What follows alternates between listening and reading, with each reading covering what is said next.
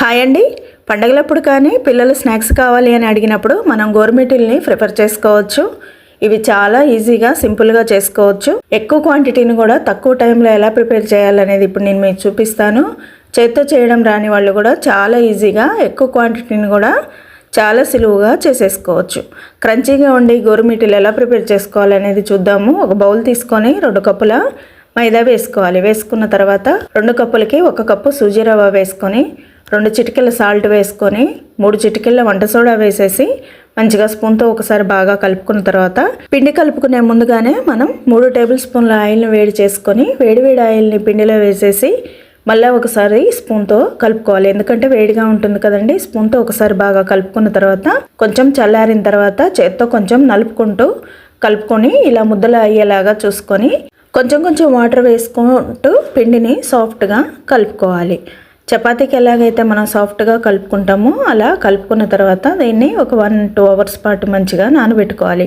బొంబాయి రవ్వ నానడం వల్ల మనకి ఇవి మంచి గుల్లగా వస్తాయి అన్నమాట. ఇలా నానబెట్టుకున్న తర్వాత మళ్ళీ చేతికి ఆయిల్ని అప్లై చేసేసి మళ్ళీ ఒకసారి పిండిని బాగా మర్దన చేసుకొని కలుపుకోవాలి.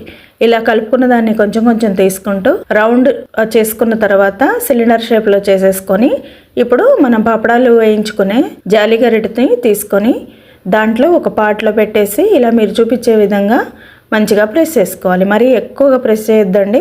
లైట్గా ప్రెస్ చేసుకొని ఇలా కొంచెం బెండ్ చేసుకుంటే మీకు గోరుమిటీ అనేది చాలా ఈజీగా రెడీ అయిపోతుంది.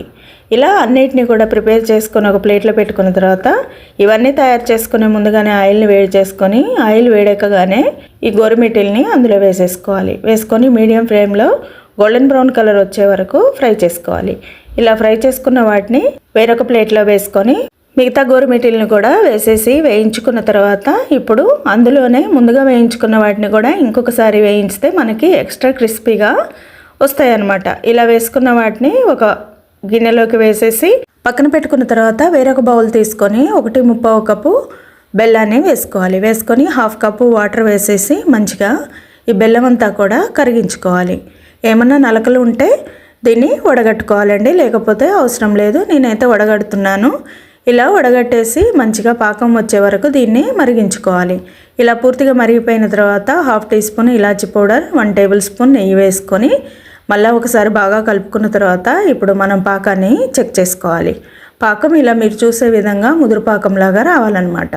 అలా పాకం వచ్చిన తర్వాత గోరుమిటీలన్నీ పాకంలో వేసేసి వాటిని 2 సార్లు కలుపుకున్న తర్వాత తీసి 1 అవర్ పాటు చల్లార్చుకున్న తర్వాత విడదీసుకుంటే ఎంతో టేస్టీ అయిన గోరుమిటీలు రెడీ. గోరుమిటీలు నచ్చితే లైక్ చేసి సబ్స్క్రైబ్ చేయండి.